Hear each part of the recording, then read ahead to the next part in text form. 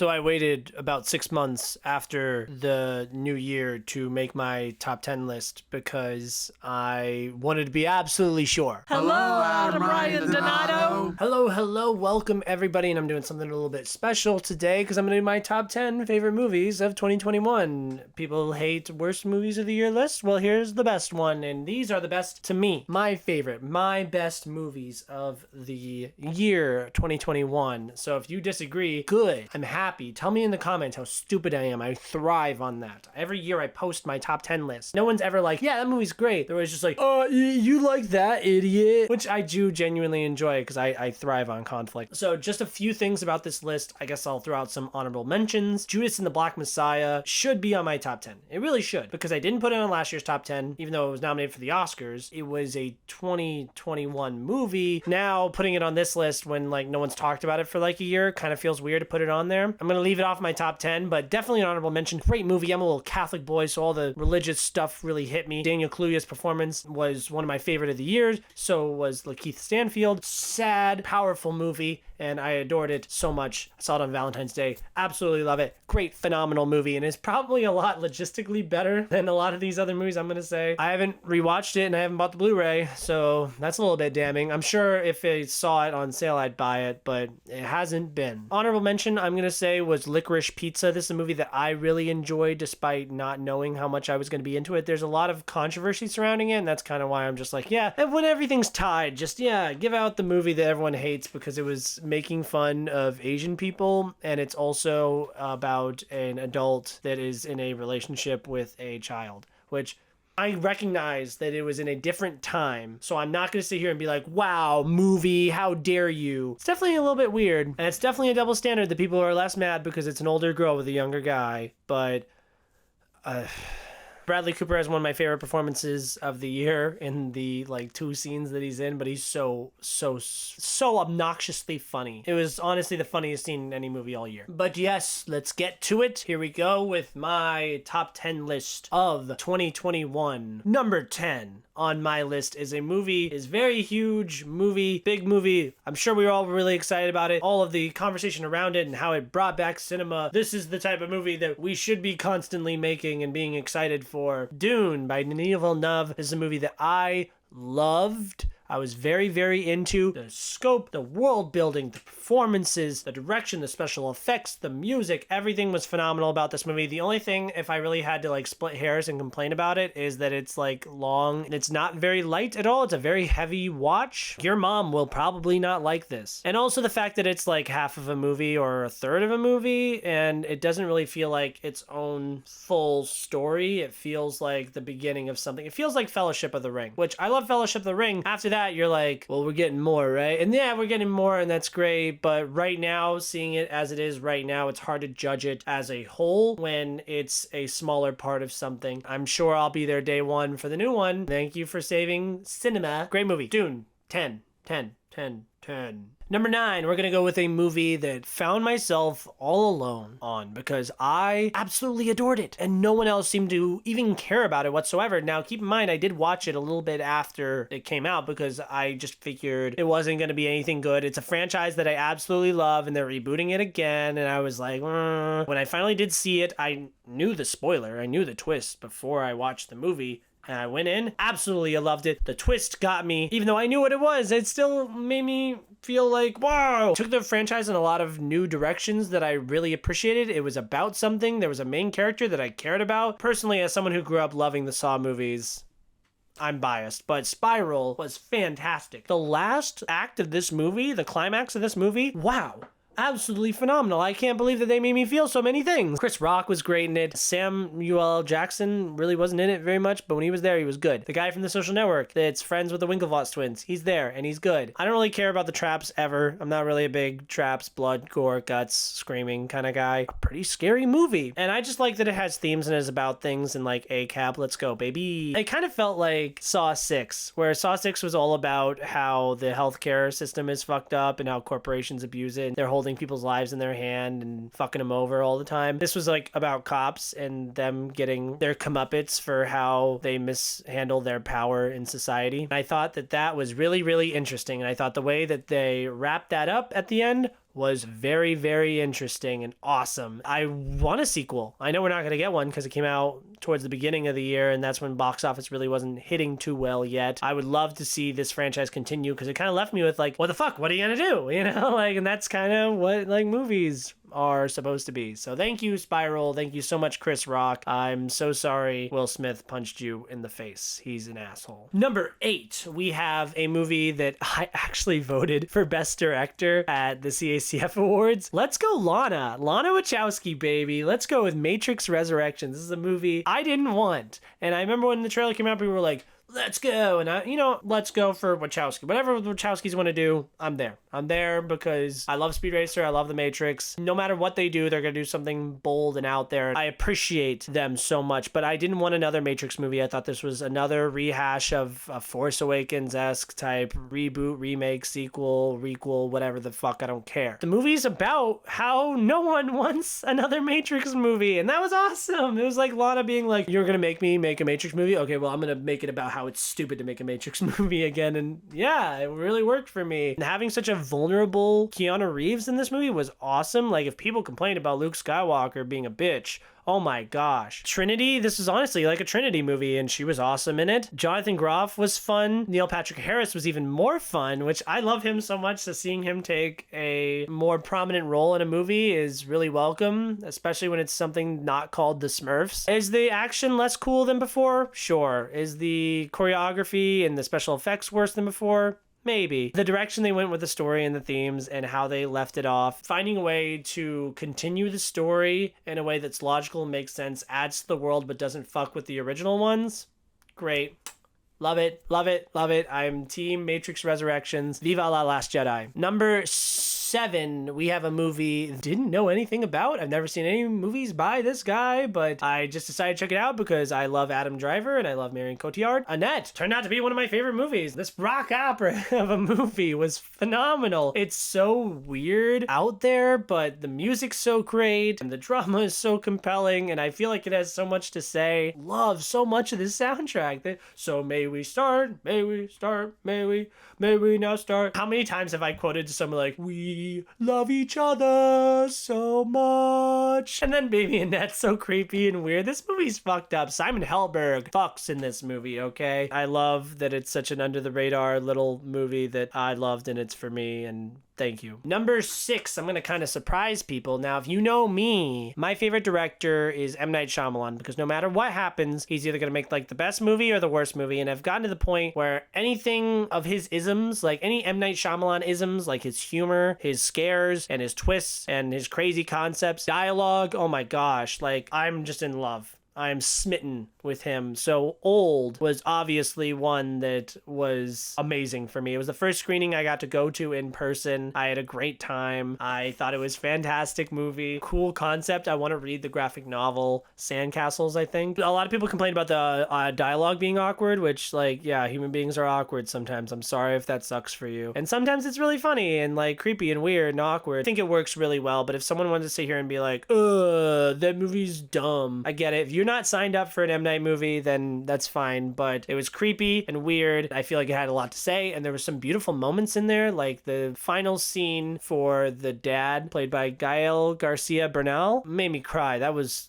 so upsetting. M. Night obviously shows up. Obviously, we're all cheering when that happens. It's not a perfect movie. It's definitely not at all a perfect movie, but it's for me, and it's my list, and I love M. Night. Just be happy I didn't put it in my top 5, because when I did my round robin bracket, it says number 5, but I'm going to put it at number 6 because there's a movie at number 5 that I feel like is a little bit more deserving. Just real quickly with M. Night, I think it's not as good as Sixth Sense, Unbreakable, Signs, or The Village, but it's better than Lady in the Water and The Happening and The Last Airbender, obviously. It's not as good as Devil, which he produced. It's better than After Earth. Not as good as The Visit or Split, but it's better than Glass. Number 5 on my list I have a movie that I really wasn't excited for and I really thought was like cringe and weird and didn't really care for at all, but Free Guy, wow, really surprised me of how much of a fun movie this could be. I love Ryan Reynolds. You know, he's always playing like Ryan Reynolds, but like here he's like a little innocent child version of Ryan Reynolds, and it was so endearing to watch him go on this little like Matrix for kids with a Fortnite skin on it, because so much of this reminded me of Fortnite. The sci-fi elements of the movie, yeah, it made me think, and I was like, yeah, wow, this is actually like, is it the most deep like 2001 A Space Odyssey type sci-fi venture? No, it's fun. I feel like it has a little bit to say, has a lot of heart. The human characters in the movie are not the most annoying thing in the world. They're actually really good. They might be my favorite part about the movie, and that's the thing. I was really worried about the human characters, because usually in a movie like this, they have to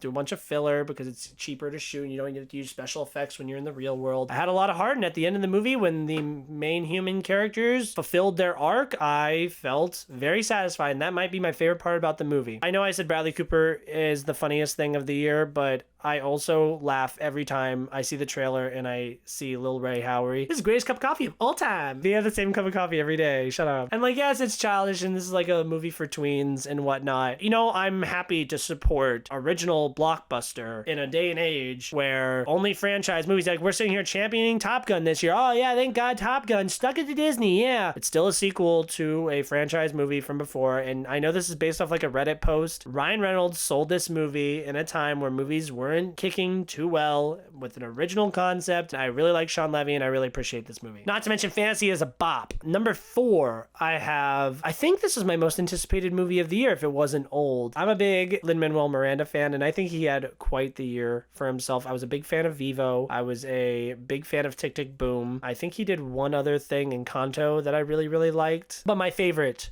of the year was In the Heights. Now, In the Heights is based off of, I think, his first musical that he did. I don't know anything. This block of people singing about their struggles with their everyday life, trying to go to work and make money, trying to live, have family and whatnot. It's really sweet and awesome and fun. I actually like this movie more than the West Side Story remake by Steven Spielberg because I think it translates a lot better. Whereas West Side Story's like, I hate them because they're a different color than me. I know racism is rampant in today's society, but West Side Story portrays a more unabashed, cartoonish form of racism where like the racism that's portrayed in the Heights feels a lot more real and relatable. Again, I'm a straight white dude talking about racism, so I'm really not the authority, but I just feel like it was more impactful here and In the Heights than it was in West Side Story, which this movie is set today, whereas West Side Story is set obviously decades and decades ago. The themes that both of these musicals were trying to go for hit me better in this movie. Some of my favorite songs of the year, obviously In the Heights, this main song is great. Carnaval de Barrio, Piragua. I think the first moment that I realized I like loved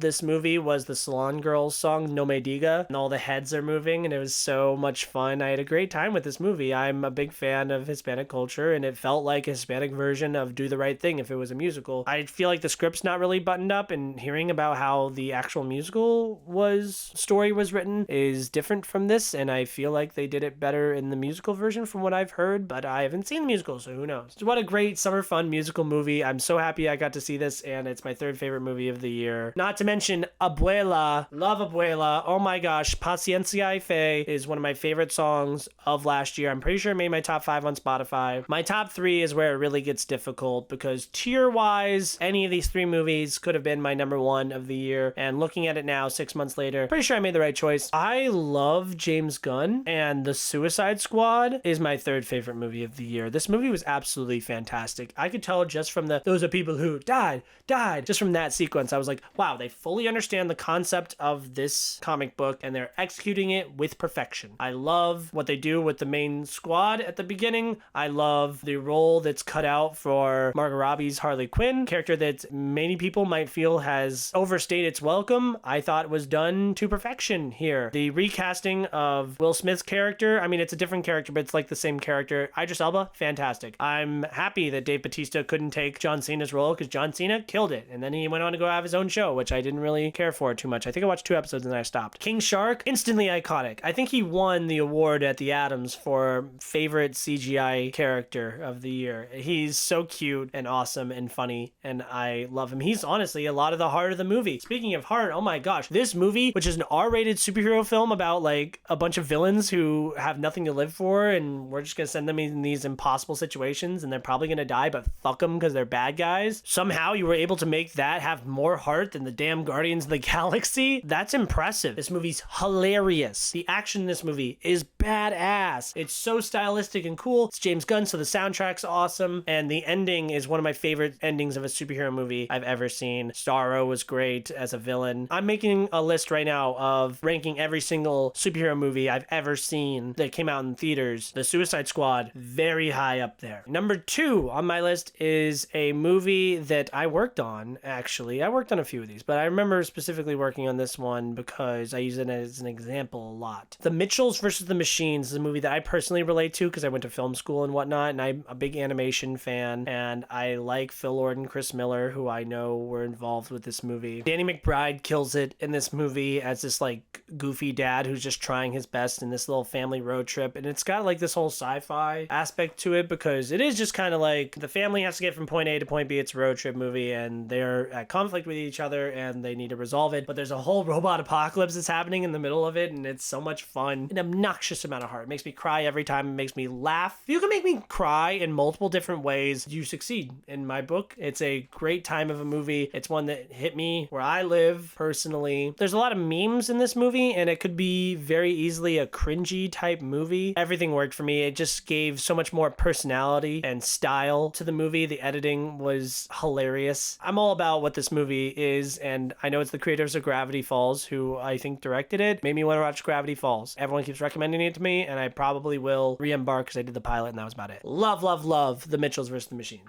Great movie. And number one of the year for me personally was a movie that I saw twice in theaters. A movie I didn't even know was coming out until a month before it came out in December, and I saw it twice alone. I mean, the second time I brought my girlfriend and made her endure the movie. Nobody's in this theater. It was for me. This is the definition of a movie for me. Did anybody watch Wolf? I know I did a video about it and no one watched it, which that's fine because who would watch Wolf? This movie is so creepy and weird and hilarious and insane. Like, this movie is a trip of a movie. Oh my gosh, George McKay's performance was fantastic. Lily Rose Depp, also awesome in this movie. Patty Considine scared the shit out of me in this movie. This movie is like Cats had a baby with glass, which I know most people, those are like not good movies, especially from the year 2019, but I want you to know from the bottom of my heart, those were two of my favorite movies from 2019. Those were both in my top 5. I adored Wolf. Yes, there's a lot of so bad that it's good in this movie. Basically, a man thinks he's a wolf and he has to go to a type of hospital where they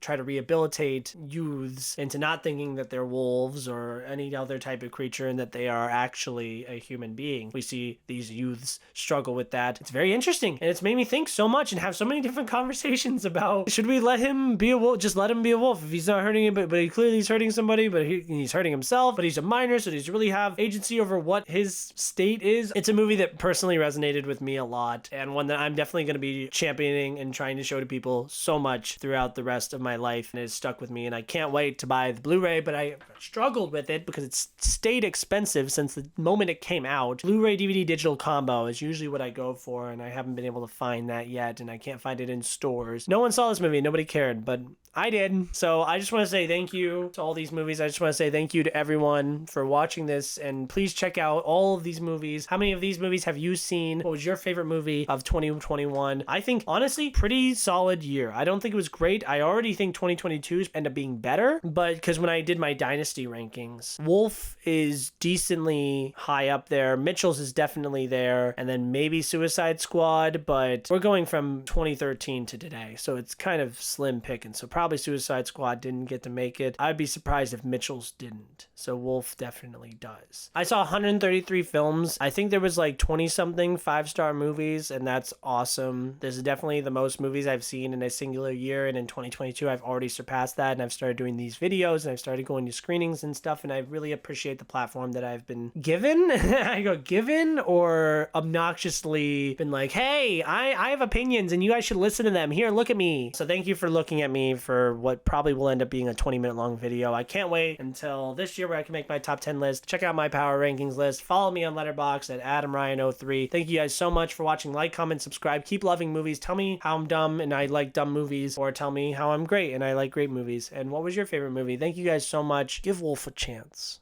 Okay? Number...